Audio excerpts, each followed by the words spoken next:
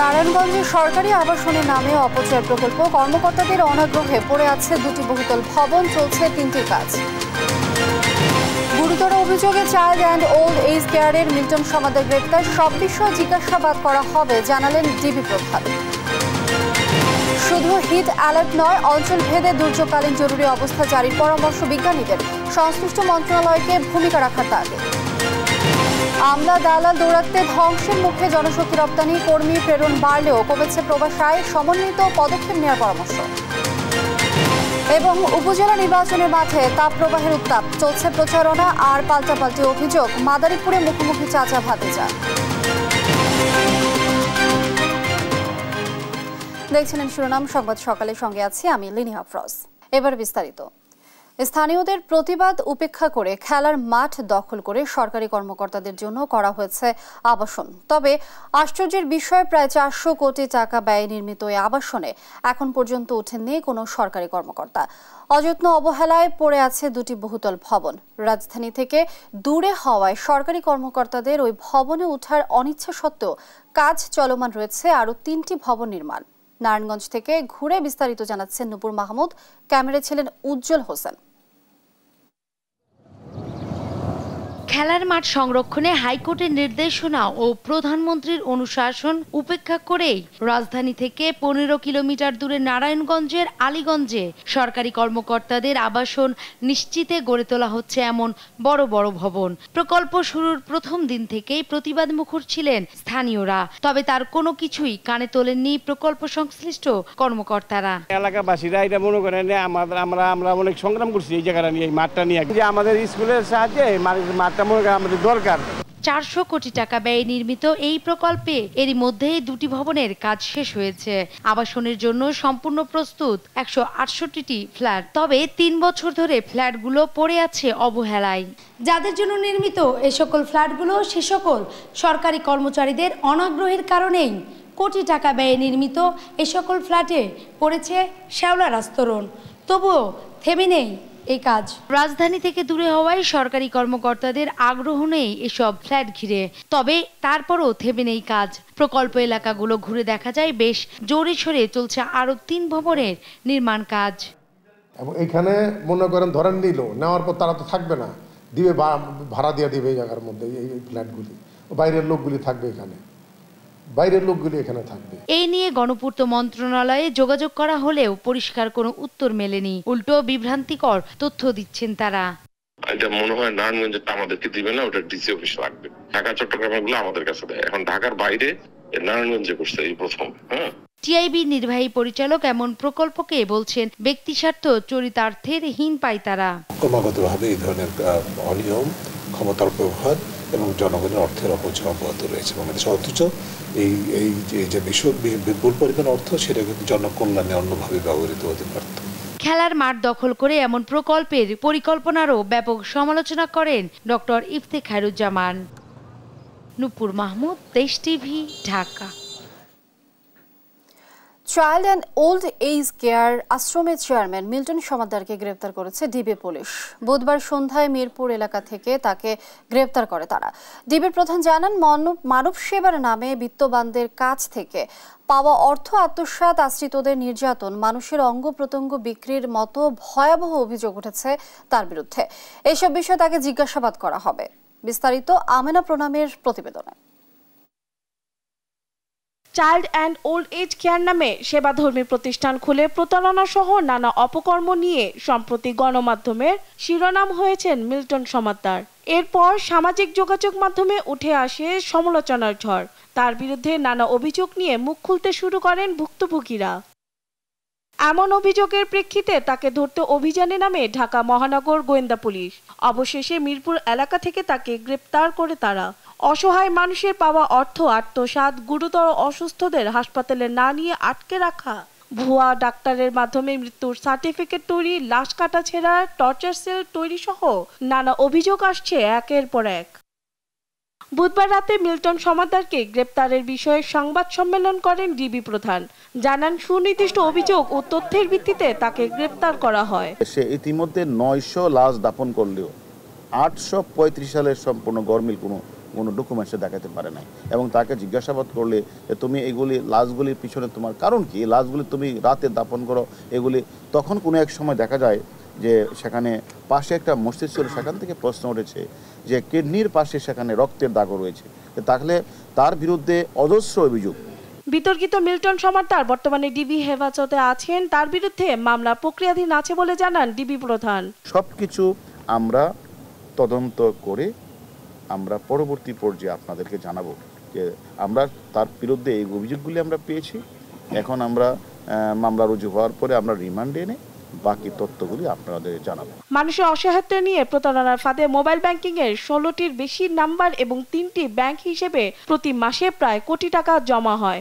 এর বাইরে অনেক প্রতিষ্ঠান সরাসরি অনুদান দিয়ে থাকে তাকে।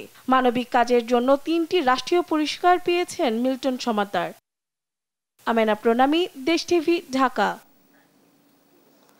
রেকর্ড দাবদাহে হিট অ্যালার্ট জারি করে সীমাবদ্ধ না থেকে অঞ্চলভেদে দুর্যোগকালীন জরুরি অবস্থা জারি করা প্রয়োজন বলে মনে করছেন আবহাওয়া, জলবায়ু ও সমুদ্র বিজ্ঞানী ডক্টর মোহন কুমার দাস। দক্ষিণ পূর্ব এশিয়ার দেশগুলোর মতো বাংলাদেশের উপর দিয়ে বয়ে যাওয়া তাপমাত্রা রেকর্ড করেছে উল্লেখ করেন তিনি। বলেন, আবহাওয়া অফিস হিট অ্যালার্ট জারি করলেও জনগণের জন্য করণীয় নিয়ে কাজ করতে হবে দুর্যোগ স্বাস্থ্য সহ সংশ্লিষ্ট মন্ত্রণালয় ও প্রশাসনকে। আরও জানাচ্ছেন আজিজুর রহমান কিরণ। তিলোত্তমা ঢাকা নাকি কংক্রিট নগরী, যে নামেই রাজধানীকে ডাকা হোক না কেন, উঁচু দালানের আড়ালে গরমের তীব্রতায় অতিষ্ঠ ঢাকাবাসী। নগরায়নের কারণে উজাড় হয়েছে গাছ, খাল আর পুকুর। ঠায় দাঁড়িয়ে থাকা এমন সুউচ্চ ভবন নির্মাণ এখন যেন গলার কাটা নগরবাসী। টানা এপ্রিল জুড়ে একের পর এক নতুন হিট রেকর্ডের পর আসছে দিনে কি অপেক্ষা করছে জানতে চাইলে আবহাওয়া ও জলবায়ু বিজ্ঞানী ডক্টর মোহন কুমার দাস বলেন, আগামীতে দেখা যেতে পারে আরও ভয়াবহ পরিস্থিতি। এটা অবশ্যই অস্বাভাবিক, কারণ ঐতিহাসিকভাবে যদি দেখি আমাদের যে আবহাওয়া অধিদপ্তরের যখন থেকে আমরা ডাটাবেস তথ্যপত্রগুলো সংগ্রহ করছি, আর্কাইভ করছি, সেখানে কিন্তু এরকম মাসব্যাপী একেবারে কোনোরকম বিরতি ছাড়া এরকম তাপপ্রবাহ আগে কখনো হয়নি। আমরা সর্বোচ্চ তাপপ্রবাহ অতীতে দেখেছি, সেটা সর্বোচ্চ হয়তো 20 দিন ছিল, কিন্তু বিক্ষিপ্তভাবে। অনেকগুলো ঘটনার প্রেক্ষাপট থেকে এটা হচ্ছে, কিন্তু এটার স্বাস্থ্যগত অনেকগুলো ঝুঁকি আছে, কিন্তু এটা কখনো স্বাভাবিক প্রক্রিয়া আমরা বলতে পারি না। এটা অ্যালার্মিং। এটা যদি আমরা বলি কৃষিক্ষেত্র, জনস্বাস্থ্য, সব দিক দিয়ে জন্য, লাইভ স্টক, সব কিছুর জন্য এটা একটা হুমকি স্বরূপ। জলবায়ু পরিবর্তনের দোহাই দিয়ে এই সমস্যার সমাধান সম্ভব নয় উল্লেখ করে এই বিজ্ঞানী বলছেন, চলমান দাবদাহ মানবসৃষ্ট কারণেই, আর এর ব্যাপকতাও অনেক। 1971টা পুকুর আমরা ঢাকার রাজধানী শহর থেকে নাই করে দিয়েছি, তাহলে সেটা তো ব্যক্তি মানুষের লোভের বলে। এখানে সরকারের কি করণীয় আছে? আমরা তো হিট অ্যালার্ট বলছি, সেটা হচ্ছে আবহাওয়া অধিদপ্তর জারি করতেছে, কিন্তু এটা জনগণের কাছে একেবারে প্রান্তিক মানুষের কাছে পৌঁছানোর দায়িত্ব তো আবহাওয়া অফিসের না। প্রান্তিক মানুষের কাছে পৌঁছানোর দায়িত্বের জন্য সুনির্দিষ্ট অন্য মন্ত্রণালয় আছে। যদি আমরা এখানে উদাহরণ হিসেবে আনি, সেটা হচ্ছে দুর্যোগ মন্ত্রণালয়। আবহাওয়া অধিদপ্তর দফায় দফায় হিট অ্যালার্ট দিলেও সরকারের স্ব মন্ত্রণালয় নিয়ে এখনই দুর্যোগকালীন জরুরি অবস্থা জারির পরামর্শ দেন ডক্টর মোহন কুমার। তাপপ্রবাহ কিন্তু এখনো দুর্যোগ ঘোষিত হয় নাই। যেহেতু তাপপ্রবাহ দুর্যোগ ঘোষিত হয় নাই, তাহলে এখানে আবহাওয়া জরুরি অবস্থা আবহাওয়া জরুরি অবস্থা জারির চেয়ে গুরুত্বপূর্ণ দুর্যোগ অবস্থা জারি করা, দুর্যোগ অবস্থা ঘোষণা করা। তাপপ্রবাহ যদি দুর্যোগ ঘোষণা করা হয়, তাহলে দুর্যোগ ঘোষণার সাথে সাথে কিছু কিন্তু বিষয় থাকে, কারণ দুর্যোগের সময় কী করতে হবে, দুর্যোগকালীন পরিস্থিতি কী করা উচিত, এই বিষয়গুলো যখন নির্ধারিত হয়ে যাবে, তাহলে সরকার এটাকে জরুরি অবস্থা ঘোষণা করা উচিত, এবং এখনও সময় আছে এটা করা উচিত। কারণ বাংলাদেশের সব অঞ্চল ঝুঁকিতে না, বাংলাদেশের নির্দিষ্ট কিছু জেলা, নির্দিষ্ট কিছু অঞ্চল ঝুঁকিতে, সেগুলোকে আইডেন্টিফাই করা, অন্তত সেই জায়গাগুলোকে জরুরি অবস্থার আওতাধীন নিয়ে আসা উচিত। ভবিষ্যৎ ক্ষয়ক্ষতি মোকাবেলায় তথ্যপত্র সংগ্রহ করে সে আলোকে পদক্ষেপ নিতে উদ্যোগী হতে হবে সরকারকে, এমন পরামর্শ দিলেন এই আবহাওয়া বিজ্ঞানী। আজিজুর রহমান কিরণ, দেশ টিভি, ঢাকা। এদিকে তীব্র দাবদাহে হাসপাতালে বেড়েছে রোগীর সংখ্যা। ডায়রিয়া, নিউমোনিয়া সহ বিভিন্ন সমস্যা নিয়ে আসছেন রোগীরা। রাজধানীর শিশু হাসপাতালে জরুরি বিভাগে পড়েছে দীর্ঘ লাইন, আর মুগদা হাসপাতালে শিশু ওয়ার্ডের 80 শয্যার বিপরীতে ভর্তি প্রায় 200 রোগী। বিস্তারিত হাসান মাহমুদের রিপোর্টে।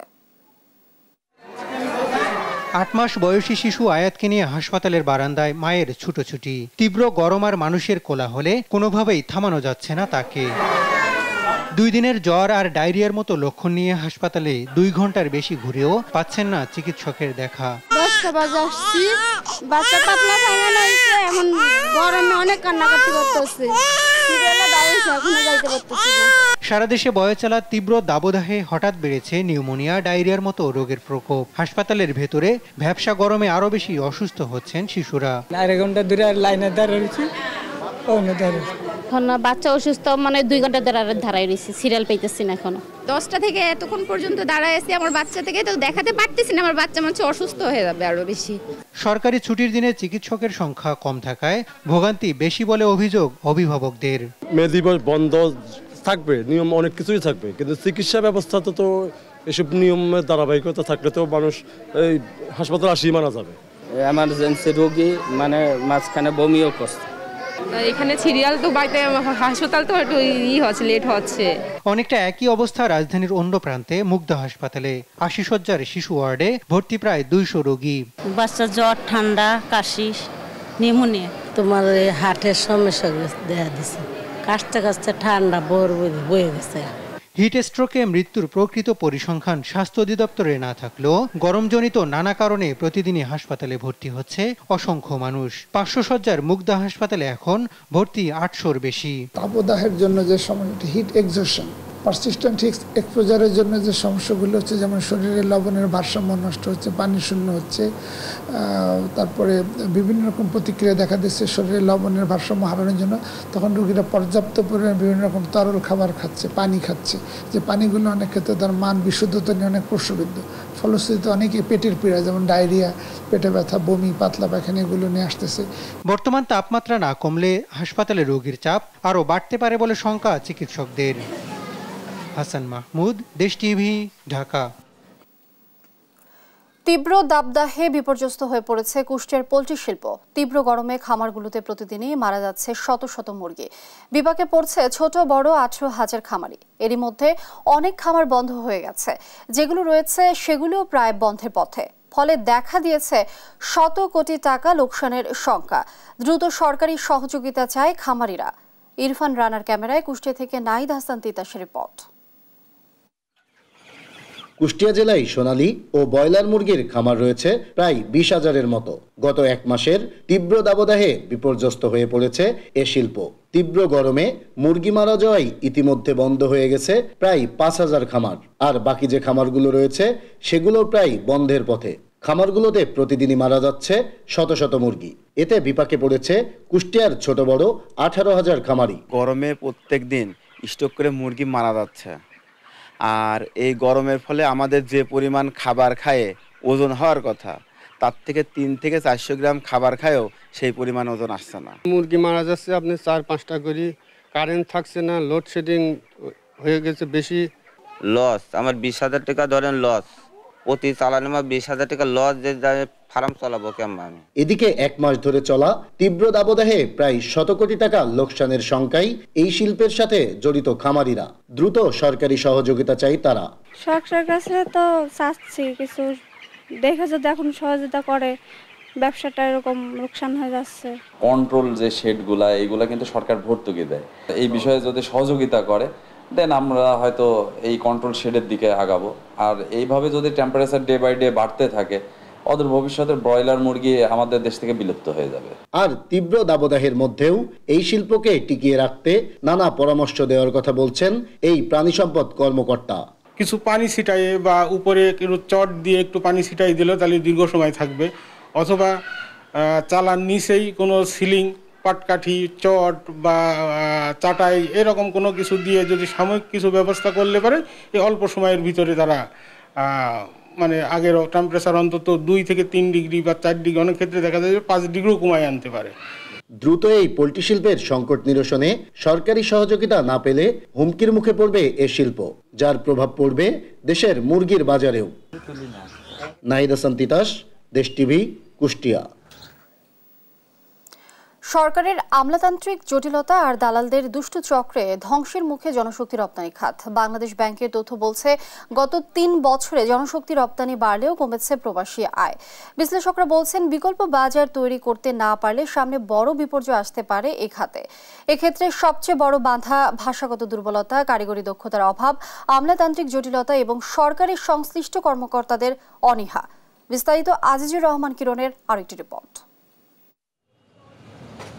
বাংলাদেশ ব্যাংকের তথ্য বলছে ৩ বছর আগে করোনা মহামারীর মধ্যেও 2020-21 অর্থ বছরে সৌদি আরব থেকে $570 কোটি প্রবাসী আয় এসেছিল। 3 বছরের আরও প্রায় 16 লাখ কর্মী মধ্যপ্রাচ্যের এ বাজারে গেলেও প্রবাসী আয় না বেড়ে বরং তা কমে দাঁড়িয়েছে 370 কোটিতে।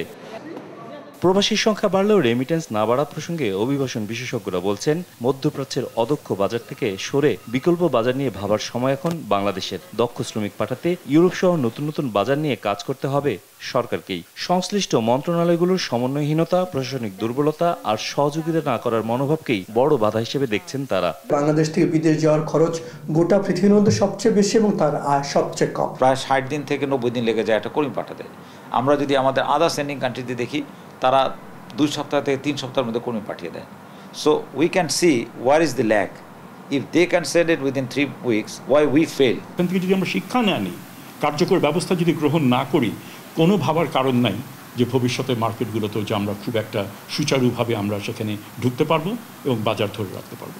সাধারণ শ্রমজীবীদের মানব সম্পদে পরিণত করতে সরকার ব্যর্থ হয়েছে বলেও দাবি বিশেষজ্ঞদের। যে কোনো দেশের তুলনায় অভিবাসন খরচ বেশি হওয়া এবং দালাল চক্রের স্বেচ্ছাচারিতাকেও শ্রমবাজার সম্প্রসারণে বড় বাধা বলে মনে করছেন তারা। যে কাজ ফিলিপাইন করছে, যে কাজ এখন ইন্ডিয়া করছে, শ্রীলঙ্কা করছে, আমি মনে করি বাংলাদেশ যদি সেই দিকে হাঁটতে পারে, আমরা যদি দক্ষ কর্মী তৈরি করতে পারি এবং পাঠাতে পারি, তাহলে আমাদের অভিবাসন খরচ কমে আসবে এবং আমাদের রেমিটেন্স বাড়বে। কিন্তু সেটা আমাদের হবে না যদি না আমরা জাতিগতভাবে আমাদের শিক্ষায়, কারিগরি শিক্ষা বা দক্ষতা ভিত্তিক শিক্ষা বাধ্যতামূলক না করি। এই সিন্ডিকেট যতদিন ধরে বজায় থাকবে, তাদের যে নিরঙ্কুশ যে আধিপত্য, সেটা তারা বজায় রাখার সমূহ সম্ভাবনা রয়েছে। এখানে প্রচুর টাকা পয়সার একটা ব্যাপার রয়েছে, রাজনৈতিকভাবে এরা অত্যন্ত শক্তিশালী। এবং আপনি যদি দেখেন আমাদের 1 কোটির বেশি লোক দেশের বাইরে, তার মধ্যে যদি আপনি দেখেন বইসেলের মাধ্যমে কতজন গেছে, সংখ্যাটা খুব বেশি না। কাজে আমি সে কারণেই মনে করি যে কোনো দেশে G2Gর বাইরেও প্রাইভেট সেক্টরকে অন্য রিক্রুটিং এজেন্সিগুলো সেখানে যুক্ত করাটা খুব জরুরি এবং সেক্ষেত্রেও 1-2টা না করে সেক্ষেত্রে যোগ্য যারা একাধিক প্রতিষ্ঠানকে করে যদি করা যায় তাহলে মনোপলিটা ভেঙে যায়। তবে প্রবাসী কল্যাণ প্রতিমন্ত্রী শফিকুর রহমান চৌধুরী বলছেন, শ্রমবাজার এবং দক্ষ শ্রমিক পাঠাতে সরকার আন্তরিক। শ্রমবাজার যত বেশি বেগবান হবে, যত বেশি বিদেশের শ্রমিক যাবে, স্কিল ওয়ার্কার যাবে, তত বেশি রেমিটেন্স আসবে। সেটা কোনো রেমিটেন্সের ব্যাপারে যেটা অতীতে ছিল তার চেয়ে এইবার আরো বেশি আসছে। আমার মনে হয় রেমিটেন্সের কোনো চিন্তা করে লাভ নেই। তথ্যমতে বিশ্বের 172টি দেশে 1,55,00,000 লাখের বেশি শ্রমিক কাজ করলেও এখনো মধ্যপ্রাচ্য সহ 15টি দেশে বড় পরিসরে শ্রমবাজার ধরতে পেরেছে বাংলাদেশ। আজিজুর রহমান কিরণ, দেশ টিভি, ঢাকা। সংবাদ সকালে আরো থাকছে। ডক্টর ইউনূস সহ 14 জনের বিরুদ্ধে অর্থ আত্মসাৎ মামলায় অভিযোগ গঠনের শুনানি আজ। জামিনের মেয়াদ বাড়ানোর আবেদন করবে আসামিপক্ষ।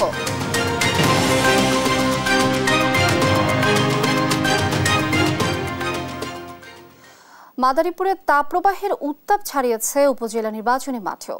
অভিযোগ পাল্টে অভিযোগ থাকলেও নির্বাচনী প্রচার প্রচারণার সরপ্রার্থীরা। ভোটের লড়াইয়ে মুখোমুখি সাবেক মন্ত্রী ও আওয়ামী লীগ নেতা শাহজাহান খানের ছেলে ও তার চাচাতো ভাই। সহকর্মী শিব শঙ্কর রবি দাসের পাঠানো তথ্য ছবিতে আপন অপু ডেস্ক রিপোর্ট। মন্ত্রী এমপির স্বজনদের উপজেলা নির্বাচনে অংশ না নিতে আওয়ামী লীগের নির্দেশনা থাকলেও তা উপেক্ষিত। মাদারীপুর উপজেলা পরিষদ নির্বাচনে প্রধান 2 প্রতিদ্বন্দ্বী সাবেক মন্ত্রী ও আওয়ামী লীগের প্রেসিডিয়াম সদস্য শাহজাহান খান এমপির নিকটাত্মীয়। আনারস প্রতীকে তার ছেলে যুবলীগের কেন্দ্রীয় নেতা আসিবুর রহমান খান আর মোটরসাইকেল প্রতীকে নির্বাচন করছেন তার চাচাতো ভাই পাবেলুর রহমান শফিক খান। 2 প্রার্থী প্রভাবশালী হওয়ায় চলছে জমজমাট প্রচার প্রচারণা। ইতিমধ্যেই শহর থেকে পাড়া মহল্লাও ছেয়ে গেছে পোস্টার ফেস্টুনে। ভোটাররাও নির্বাচনী আমেজে উৎফুল্ল। 2 জনকে প্রার্থী চাচা এবং ভাতিজা, ভোট তো এক ঘরে যাইবে। যারে সবসময় কাছে পাবো সেই ব্যক্তিরই দেব। ভোটের লড়াইকে পারিবারিক ঐতিহ্য হিসেবে দেখছেন আসিফ খান। প্রতিদ্বন্দ্বী প্রার্থীর বিরুদ্ধে রয়েছে তার বিভিন্ন অভিযোগ। অন্যদিকে শাহজাহান খান ও তার ছেলের বিরুদ্ধে নিজের নেতাকর্মীদের মারধরের অভিযোগ তুলে সুষ্ঠু নির্বাচন নিয়ে শঙ্কা প্রকাশ করেন প্রতিদ্বন্দ্বী প্রার্থী শফিক খান। তারা গলা নামিয়ে ফেলবে, তারা আপনার কি আসার দিয়ে পেটি গলায় ফেলবে, এরকম বক্তৃতাও তারা দিচ্ছে। তারপর অশালীন বক্তৃতা এইগুলোও দিচ্ছে, আমাদের নামে উল্টাপাল্টা কথা বলছে এবং আমার পিতাকে ঘিরে তো তারা অজস্র মিথ্যাচার করছে। মাদারীপুরের সংসদ সদস্য শাহজাহান খানের অবাধ বিচরণ এবং তার আচরণবিধি লঙ্ঘনের মধ্য দিয়ে আমাদের নেতা কর্মীকে আহত করা, মারধর করা এবং এর বিরুদ্ধে আচরণবিধি লঙ্ঘনের বিরুদ্ধে আমি অভিযোগ দিয়েছি। কোনো অভিযোগের কোনো রহস্যজনক কারণে প্রশাসন সহ নির্বাচনের অফিসাররা কোনো ব্যবস্থা গ্রহণ করছে না। এদিকে নিজের বিরুদ্ধে আনা অভিযোগ অস্বীকার করেন আওয়ামী লীগের প্রেসিডিয়াম সদস্য শাহজাহান খান এমপি। সকালবেলায় আপনাদের তাদের দেখে আসলাম, আমার এক পুজোর অফিস তারা দেখে আসলাম।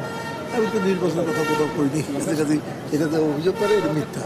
তবে প্রার্থীদের পাল্টাপাল্টি অভিযোগ থাকলেও নির্বাচন সুষ্ঠু করতে সব ব্যবস্থা নেওয়ার কথা জানিয়েছেন জেলা প্রশাসক। সাধারণ জনগণ যেন সুষ্ঠুভাবে ভোট কেন্দ্রে আসতে পারে এবং শান্তিপূর্ণভাবে তারা যেন ভোটের অধিকার যেন তারা এক্সারসাইজ করতে পারে, সেই জন্য আমাদের সর্বাত্মক আয়োজন আমাদের অব্যাহত আছে। মাদারীপুর উপজেলা নির্বাচনে চেয়ারম্যান পদে 2 জন, ভাইস চেয়ারম্যান পদে 3 জন এবং মহিলা ভাইস চেয়ারম্যান পদে 5 জন প্রতিদ্বন্দ্বিতা করছেন। ভোট হবে আগামী 8 মে। নিউজ ডেস্ক, দেশ টিভি। আওয়ামী লীগ সাধারণ সম্পাদক ওবায়দুল কাদের বলেছেন, আন্দোলন করার শক্তি হারিয়ে ফেলেছে বিএনপি, কারণ তাদের সঙ্গে জনগণ নেই। বুধবার বিকেলে মহান মে দিবস উপলক্ষে শ্রমিক লীগের জনসভায় অংশ নিয়ে তিনি আরও বলেন, বিএনপি ক্ষমতায় এলে দেশ রক্তস্রোতে ভাসবে। নিয়াজ মোর্শেদের প্রতিবেদন। মে দিবস উপলক্ষে বুধবার বিকেলে শ্রমিক লীগের জনসভায় অংশ নেন আওয়ামী লীগের সাধারণ সম্পাদক ওবায়দুল কাদের।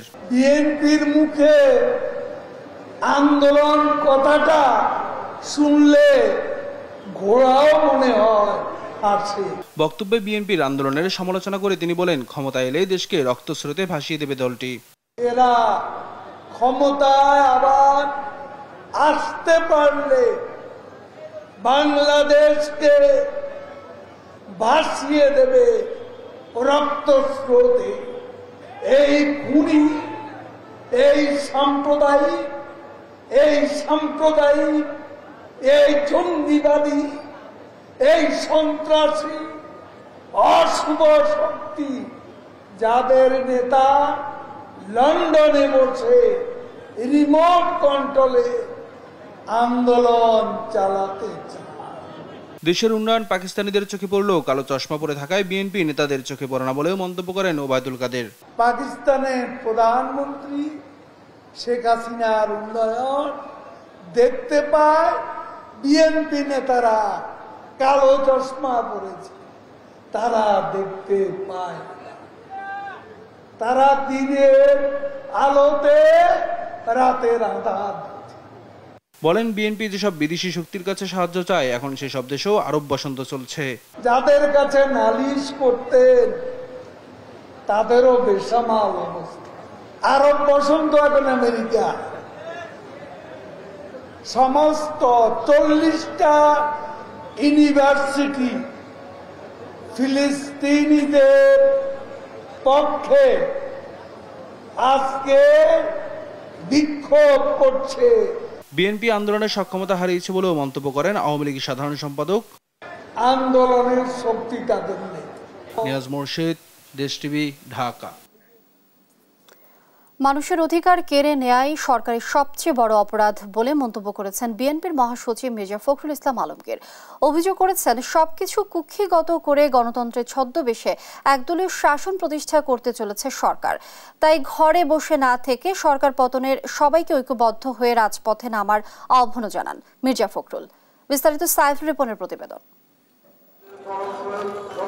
পহেলা মে আন্তর্জাতিক শ্রমিক দিবস উপলক্ষে নয়াপল্টনে দলের কেন্দ্রীয় কার্যালয়ের সামনে শ্রমিক সমাবেশ ও র্যালির আয়োজন করে জাতীয়তাবাদী শ্রমিক দল। প্রায় 7 মাস পর দলের কোনো বড় আয়োজনে অংশ নিয়ে সংহতি জানান দলটির সহযোগী অঙ্গ সংগঠন সহ 2 মহানগর বিএনপির বিভিন্ন ইউনিটের নেতারা। র্যালি পূর্ব সমাবেশে বক্তারা দাবি করেন, বর্তমান সরকারের পরাজয় অবধারিত। যারা টেন্ডারবাজি করছে, যারা বিভিন্ন জায়গায় মানুষের জায়গা জমি বসত বাড়ি দখল করছে, তারা কি আপনাকে রক্ষা করবে? প্রধানমন্ত্রী, আপনাকে তারা রক্ষা করতে পারবে না। বিএনপির স্থায়ী কমিটির সদস্যরা বলেন, বন্দুক বুলেটের জোরে ক্ষমতায় আসা সরকার সুষ্ঠু ভোট নির্বাচনে দিয়েছে। এই দেশের জনগণের মুক্তি, এই দেশের শ্রমিকের মুক্তি, এই দেশের রিকশাওয়ালার মুক্তি, এই দেশের ঠেলাগাড়ির মুক্তি, এদের সকলের মুক্তি নিতে হচ্ছে এই অবৈধ সরকারের অপসারণের উপর। এই দেশের মানুষের মুক্তি নিহিত রয়েছে। একদলীয় স্বৈরাচারী সরকার বুলেটের জোরে ক্ষমতা মানুষের ভোটের জোরে নয়, এবং এ কারণে তারা সুষ্ঠু নিরপেক্ষ নির্বাচনকে বাংলাদেশ থেকে নির্বাচনে দিয়েছে। দলের মহাসচিব মির্জা ফখরুল ইসলাম আলমগীর অভিযোগ করেন, গণতন্ত্রের ছদ্মবেশে একদলীয় সরকার প্রতিষ্ঠা করতে চলছে সরকার। গণতন্ত্রের একটা লেবাস রেখেছে, ছদ্মবেশ রেখেছে, তারা গণতন্ত্রের সমস্ত প্রতিষ্ঠানকে ধ্বংস করিয়ে জনগণকে দমন করে তারা একদলীয় সরকার ব্যবস্থায় প্রতিষ্ঠা করেছে। কখনোই অধিকার পরাজিত হই, আমরা পরাজিত হব না। আমরা আমাদের লক্ষ্য, বাংলাদেশে আমরা গণতন্ত্র প্রতিষ্ঠা করবো, ভোটের অধিকার ফিরিয়ে আনবো। ক্ষমতা থেকে সরিয়ে দিতে অতি বাম অতি ডান এক হয়েছে সরকার প্রধানের এমন মন্তব্যের সমালোচনাও করেন মির্জা ফখরুল। অতি বাম অতি ডান একসাথে তারা আজকে আমাদের উৎখাত করতে চায়। সমস্যাটা ওই জায়গাতেই যে আপনারা সেটা বুঝতে পারেন না যে কি ঘটেছে, অথবা বুঝেও না বুঝেও ভাগ করেন। আজকে শুধু অতি বাম অতি ডান নয়, আজকে সমগ্র বাংলাদেশের তারা মনে করছে যে এই সরকারের আমলে তাদের ন্যূনতম যে অধিকার, সেই অধিকারটুকু কেড়ে নেওয়া হয়েছে। সাধারণ মানুষের কথা না ভেবে অতি মুনাফা লোভীদের লাভের ব্যবস্থা করতেই আবারও জ্বালানির দাম বাড়ানো হয়েছে বলেও অভিযোগ করেন মির্জা ফখরুল ইসলাম আলমগীর। এই মূল্য বৃদ্ধি করে কার লাভ হয়? লাভ হয় তাদের, যা এখান থেকে মুনাফা লুটে। আজকে সমগ্র বাংলাদেশে তারা একটা লুটপাটের রাজত্ব প্রতিষ্ঠা করেছে। সাইফুল রিপন, দেশ টিভি, ঢাকা। সংবাদ সকালে আরো থাকছে। চ্যাম্পিয়ন্স লিগের দ্বিতীয় সেমিফাইনালের প্রথম লেগে পিএসজিকে হারালো বরুসিয়া ডর্টমুন্ড।